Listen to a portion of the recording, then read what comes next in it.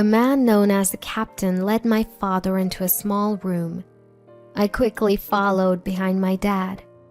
The captain, who was smiling gently just moments ago, now looked stern. He stared at both of us, clearly displeased. His voice was deep and intimidating. "You folks don't belong in first class. It lowers the standard. Please leave. This is my final warning. Please prepare 3 seats in first class for us." My unyielding father's words made the captain's face turn pale as he called his company for confirmation. "We'll prepare your seats right away. I'm deeply sorry for the inconvenience." Turning to that voice, I saw the captain apologizing profusely. What's the true identity of my gentle, helpful father that was revealed during his retirement celebration? My name's Belle. While my friends are getting married one after another, I'm enjoying my life. I'm planning to relax at my parents' house during the summer break. By the way, I heard Mary is expecting her second child. Really? How old is her first one? I think she just had the baby recently. Time flies, huh? When are you planning on it, Belle? Someday. Just make sure you don't rush and end up with the wrong person. Think it through. Even though my parents' house isn't far from my apartment, I've been less eager to visit over the years. Whenever casual conversations turn to marriage and kids, I feel a bit left out. I know my parents mean well and they know I love kids. My dad is retiring at the end of the year. He's always hoped to see his grandkids while he's still healthy, but it seemed that won't be happening anytime soon. Growing up, we moved a lot because of my dad's job. I've always been good with people, but not so good at showing vulnerability. My mom used to tell me to be someone who can help others. I took that to heart, and now I'm the go-to person at work and in my personal life. This made me appear strong, and while men rely on me, they don't often see me romantically. I might be the typical I can live on my own type you see in comics. Where's Dad? He went out shopping. Isn't it a bit late for shopping? You know, Dad, he's probably helping someone out again. Didn't he save a drowning kid once? Yes, I was so worried then. He said he was going shopping and didn't come back for a while. That's scary. Was the kid from our neighborhood? I don't know. I only heard about it from your dad. I see. I hope you find someone like your dad, Belle. Someone who can help others in a pinch. Sure, Mom. When Dad comes back, I've decided to make a special proposal to show my gratitude. I'm back. You're late. Hey, Belle. Welcome back. Thanks. Where did you go shopping? Dad walked in from the entrance with bags from the local supermarket. It's only a 10-minute drive to the supermarket. It seemed like he took a bit too long for such a short trip. As soon as my mother saw my father, she headed to the kitchen to reheat the prepared meal. I stood up to set the table when my father's cell phone rang. Hello? While on the call, my father discreetly stepped out of the living room. I felt something was off about his behavior, but since my mother didn't seem concerned, I brushed it off. After the call, the 3 of us sat down for dinner, and I brought up a topic. How about we all go on a trip to celebrate your retirement, Dad? I've got some brochures. I put down my fork and pulled out several brochures from my bag. I'm not making a ton of money, so we'll have to stick to places I can afford, but let it be my gift to you. I had started saving a few years ago. thinking I'd use it for either my wedding or my father's retirement. Thanks to that, I had several options, both domestic and international. Thanks, Belle. Let's take a look later. Ever since I started working, my respect and gratitude for my parents grew. I understood the challenges of raising a child without any financial struggles, especially after hearing stories from my friends who were parents. I just hoped my parents could feel a fraction of the gratitude I felt for them. I've always wanted to visit Europe. That sounds great, but can you get the time off, Belle? I'll have to plan it out, but I think my colleagues will understand. If we can take a longer break, maybe we can go abroad. Otherwise, a short domestic trip would be fine. Don't worry about me. Let's go wherever you want, Dad. After dinner, we looked through the brochures discussing potential destinations. Every place looked so appealing, with beautiful sceneries and delicious food. This looks delicious, right? Look at this one too. You two are all about the food, huh? We laughed and debated, eventually narrowing down our choices to about 5 destinations before deciding to sleep on it. The next day after lunch, as we were enjoying our coffee, my father received another phone call. He answered with a "Hello?" and stepped into the hallway. Has Dad been getting a lot of calls lately? Maybe more recently. He's retiring, so maybe it's work-related. Don't you ever ask who's calling? I don't pry into such things. Don't you get curious? We're not newlyweds. At our age, I don't get upset over a phone call. Is that how it is? That's how it is. It's fine. If something comes up, we'll deal with it then. My mother's calm response was reassuring, but I still felt uneasy.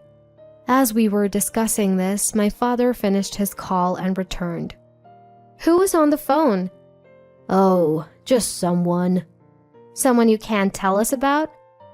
Actually, I was thinking, what if we splurge on hotels and meals but save on flights? What do you think? That sounds good, but where can we find affordable flights? I've got a lead on some good deals. Can you trust me with it? Of course. Sounds good. Right, Belle? Yeah, sounds great. Thanks, Dad. I wasn't entirely convinced, but since my mother wasn't concerned, I decided not to press the issue. I resolved not to question my father's actions any further. The next day, we settled on an international destination and began considering potential dates. At my workplace, vacations are scheduled in rotation. When I proposed the dates to my colleagues, they quickly agreed. When it came time to book, my parents expressed a wish to save my money for the future. So, we agreed that I would pay a bit more than half of the trip's cost. However, my father insisted on handling the flight arrangements, including payment. Time flew as we prepared our passports, packed our suitcases, and researched our destination. Finally, the day before our trip, I left work a bit early and returned to my parents' house. Oh, look at the time! Hearing this, my mother headed to the kitchen to prepare dinner. My father, seemingly following her lead, headed straight for the front door. Where are you off to, Dad? Just a quick errand. Will you be back by dinner? Yeah, I'll be quick. Be right back. Where did Dad go? I'm not sure. He didn't mention anything about going out today. What should we have for dinner? My mother began preparing dinner, and my unease about my father's behavior grew. However, he returned in about an hour. Where were you? Oh, just out. You've been acting strange lately. What's going on? I'll tell you later. Don't worry about it. My suspicions grew. But with our celebratory trip starting tomorrow, I didn't want to cause any tension. I decided to prioritize enjoying the trip. On the day of the trip, while my father exchanged our tickets, my mother and I headed to the baggage drop. "I'll be right back. Need to use the restroom." "Got it. We'll wait here." As I walked to the check-in counter, I spotted my father. He looked tense, seemingly in a disagreement with an airline employee. "We made a reservation." "I'm sorry, but we don't have any record of it." "Just find us 3 seats." "I'm truly sorry, but we don't have any available seats." "That can't be right. There were seats available when I checked yesterday." "I understand your frustration, but we don't have any seats." "This is unacceptable. Please find a solution." My usually calm father was raising his voice. Suddenly, a tall, tanned man approached. He signaled to the staff and then addressed my father. "Excuse me, sir." "The captain." "What seems to be the problem?" "We made a reservation, but they are saying it's not in the system. Plus, they're claiming there are no available seats. I even received a confirmation call about the reservation." "I understand. Could you please come with me?" The man referred to as the captain gestured to a door on the wall. I quickly followed my father. Once inside the small room, the captain's previously friendly demeanor changed. He looked at my father and me with a displeased expression. His voice was deep and intimidating. "You made a reservation to first class, correct?" "Yes, that's right. So if there were available seats in first class, there should have been at least 3 available, right?" "Do you even know what first class means? It's not for people dressed like you. Don't you get it?" "Is this how your airline trains its staff? To judge people by their appearance? It's impressive that a captain would come out and insult a customer like this." "I don't care about that. Having someone dressed as shabbily as you in first class would lower our standards. Please leave." We hadn't been told we'd be flying first class, and given the long flight, we had dressed for comfort. Still, the captain's words angered me. "This is your last warning. Prepare 3 seats in first class. If you don't, this might be your last flight." My usually calm father spoke with such authority. It took me by surprise.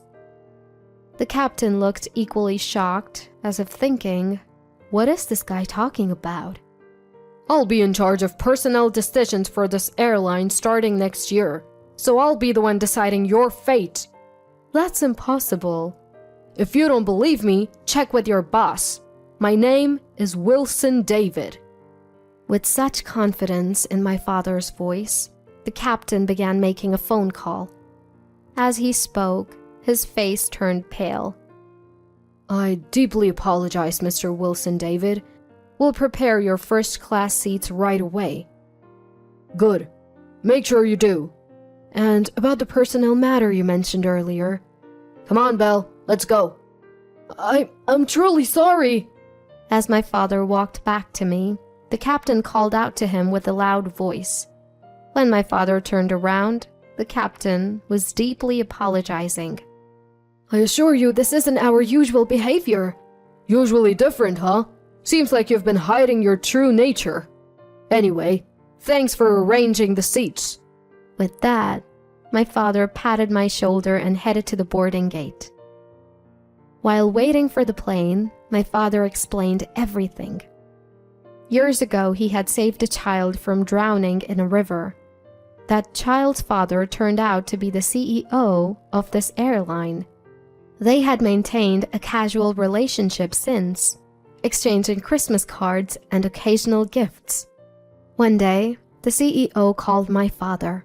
He had been diagnosed with a terminal illness. His son was already working, but he wanted someone trustworthy by his side. That's when he thought of my father. My father, who had once rushed to save a stranger's child, had some knowledge of the aviation industry, which made him a suitable choice. After some contemplation, my father accepted the offer. His recent phone calls and outings were to discuss the transition with the CEO and his son. In the end, the captain, who had deeply apologized, was reportedly let go after our flight. When I reported the captain's situation to the president's son and asked the current personnel department to interview the captain's surroundings, I found that he got angry with his colleagues and juniors and harassed customers he didn't like. It was discovered that he had been doing this. After hearing from colleagues and subordinates about his behavior, the CEO was furious and decided to fire him. Our family celebrated both my father's retirement and his new high-ranking position by enjoying the best trip ever. After returning, my father seemed even more involved in his work than before. Hearing about it from my mother, I realized that the role of HR might be very fulfilling for my father, who loves helping others. Witnessing the connections my father made by prioritizing others over himself, I decided to live my life in a similar manner.